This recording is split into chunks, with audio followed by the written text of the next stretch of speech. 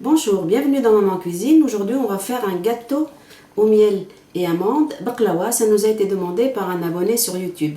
Pour cela, il me faudrait 300 g d'amandes en poudre et 400 g d'amandes entières, de la pâte à filo, un paquet, de la cannelle, 2 bâtons que je vais moudre par la suite, du beurre, du miel, environ 300 g de miel, 400 g de cacahuètes, 5 cuillères à soupe de sucre roux, et un petit verre d'eau de fleur d'oranger pour lier.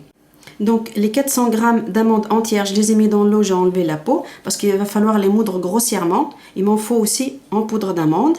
J'en ai gardé une quarantaine entière pour piquer sur les parts de gâteau pour tenir la pâte à filo. Il me faut un plateau comme celui-là en métal pour bien donner la chaleur.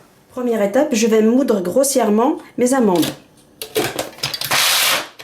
Bien, mon mélange maintenant il est là. Je mets une bonne cuillère de cannelle fraîchement moulue. Mais 5 cuillères de sucre roux. Moi j'en mets pas plus parce que je préfère sucrer avec le miel.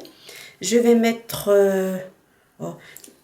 1, 2, 3 cuillères de beurre clarifié.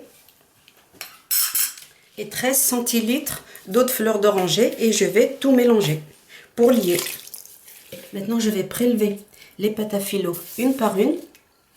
Je vais les mettre dans mon plateau et je vais mettre du beurre dessus le moins possible avec le pinceau. Je vais mettre 4 feuilles comme ça. Ensuite je vais remplir. Maintenant je vais mettre ma farce aux amandes.